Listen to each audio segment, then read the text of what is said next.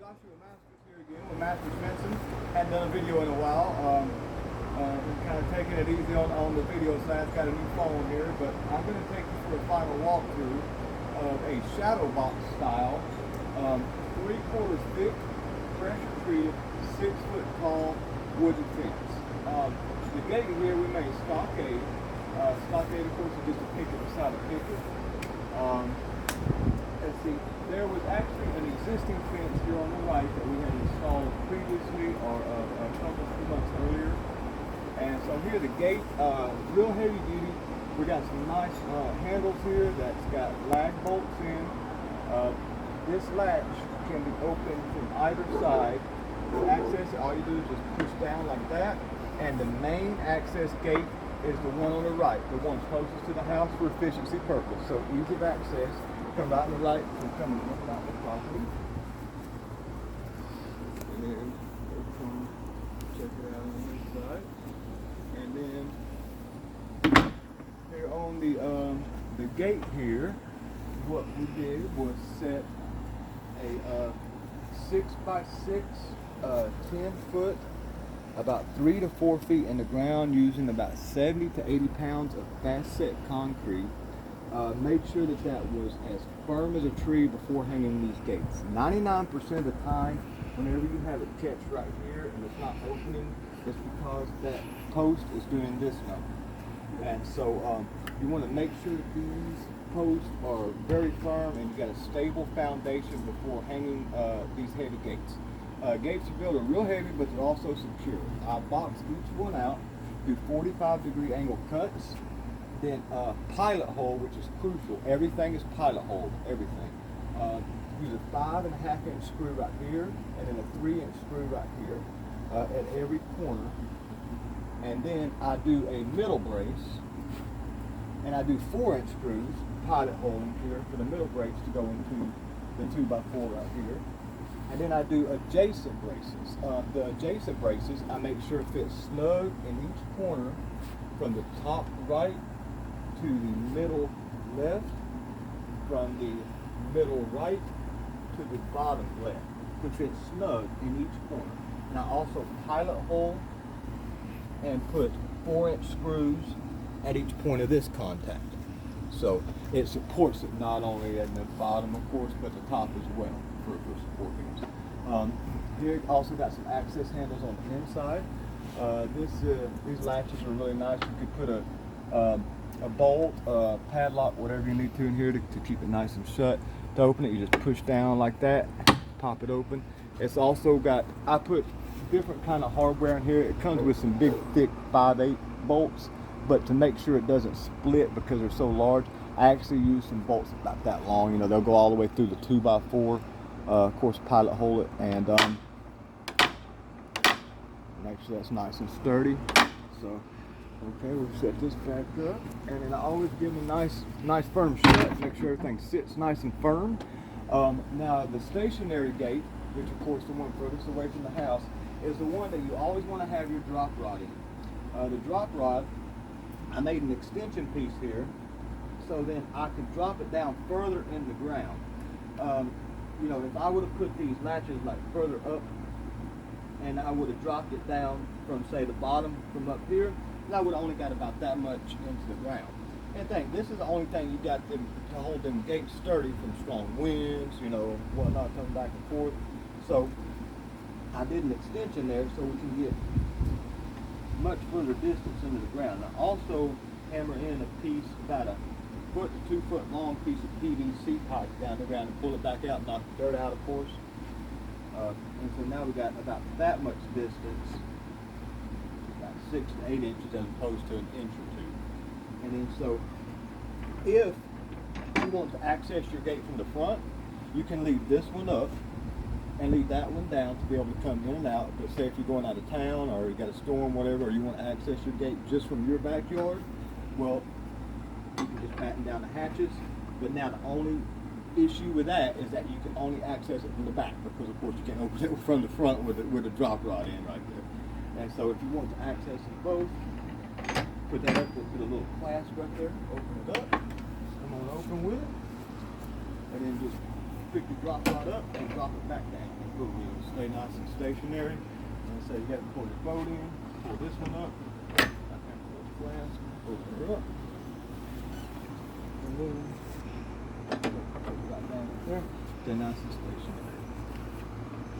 Close it back up, put it back on the clasp. Always remember to put it back on that clasp or else it'll just drag.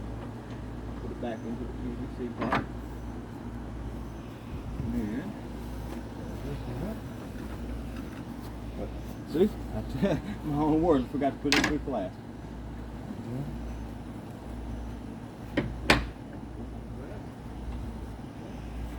These pickets are actually 3/4 of an inch thick, as opposed to the normal 5/8 thick, or the more popular 5/8 thick pickets. They're of course a thicker cut of lumber, so they're going to be sturdier. They're going to have a tendency to split a lot less at the tops. Of course, any kind of lumber, no matter what it is, I always suggest to water seal it and stain it. You know, you're going to get a lot more longevity of life out of your fence. You know, you've already sunk that much money into installing. You know, why not spend a little bit more out to increase the longevity 5 to 10 years. Here, the best way to install fences is either sitting level, of course, straight level, or following the flow of the property. If you, of course, install them with all 6-foot pickets, you want to stay the same amount of distance off the ground all the way through the property. So you can't have it level sitting here and then all the way down there be level as well, because you'll be a 1/2 inch off the ground down here and 1 foot down there. So, you know, you're going to have a slope in accordance to the way the water pans off for the property. So following the flow of the property here, we extended the picket 5.5 inches above the top rail. This was a Shadowbox style, so we did post side, first side. What we did was install a picket 5.5 inches above the top rail on the inside of the post, all the way through the property, and then came out to jig with a 3.5 inch jig to leave a gap here between each one. So what we did was install all the way about halfway, and then the last 4 to 5 pickets, of course this one was nailed in as well, it was called splitting the difference. So make sure that the gap here, here, here, and here are all the same. And then after the first picket, of course, was installed, then we put a picket on top of it, come back on the opposing side, making sure to split the dog ears right in between the gap here, so it will stay perfectly flush and flat across the top. Every post also, whenever we install, we set the key post and the remaining string lines. We're guaranteed to stay within your property line at least 3 to 6 inches. And when we dug the holes, we moved the string line back, so we were sure to get 2 to 3 inches, maybe 4 inches past the string line, so we can get concrete not only on 3 sides of the post, but all 4. So we'll kick dirt back into it to hold it stable about a 1/16 of an inch from the string line, then put about anywhere from 20 to 30 pounds of concrete on all 4 sides, pack it down, and then put about 6 to 9 inches of dirt back on top, pack it down so grass will grow back. And so, you know, we got concrete on all 4 sides. And it's also custom built. Like I said, each individual picket was hand nailed with a pneumatic nail gun using coil-lated ring shank nails, 2¼ inch long. The 2¼ inch will go as far as possible through a 3/4 of an inch thick picket, and of course 1.5 inch thick 2x4 without protruding on the other side, so somebody gets scratched, cut, or whatnot. And so they hold really nice. You know, if you get them out, usually you end up having to break the picket to get them back off. So we'll follow the flow of the property here, coming out towards the corner post. There's at the corner. Come on through. I believe this install was what, about 163 linear feet total? What that was? About 163, something like that? Don't remember. 108, yeah. It was on there for you.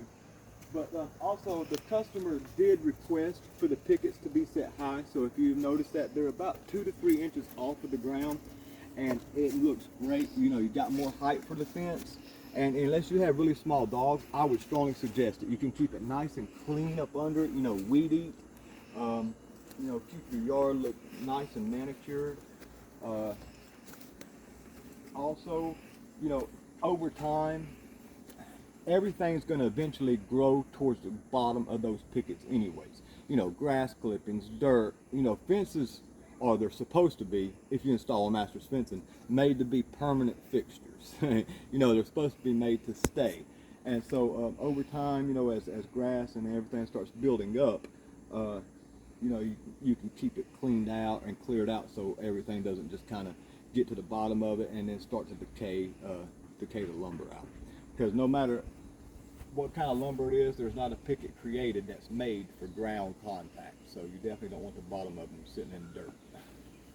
And coming on through here, this was installed a couple few months earlier previously, so we'll come on through over here. This line turned out really well. Get a good shot of this one.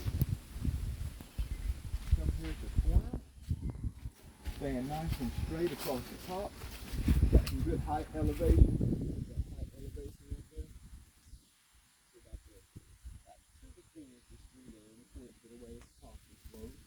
Going nice and straight across the top.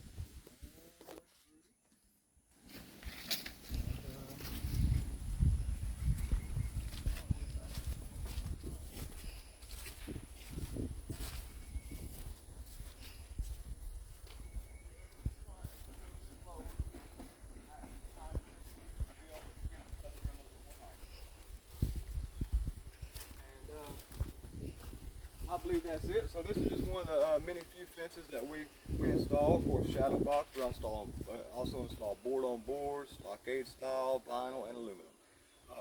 If you have an opportunity, feel free to check out my website. It's www.masters-fencing.com. And as always, thanks for installing with us.